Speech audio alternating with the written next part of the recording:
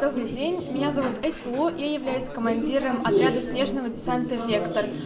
Снежный десант — это такая патриотическая акция всероссийская.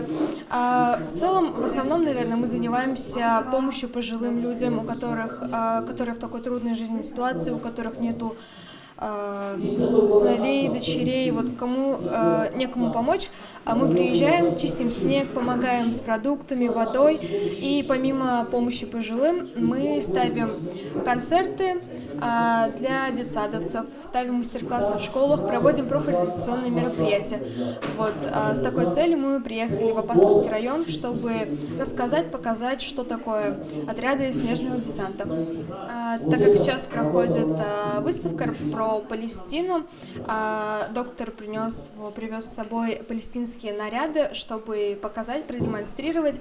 Они, я так понимаю, выполнены в традиционная такая роспись, чтобы люди могли с ней ознакомиться, потому что это многолетняя история, наверное, всем интересная. Палестина очень многогранная страна, очень интересная, и думаю, людям должно быть интересно, как живут люди на такой священной земле.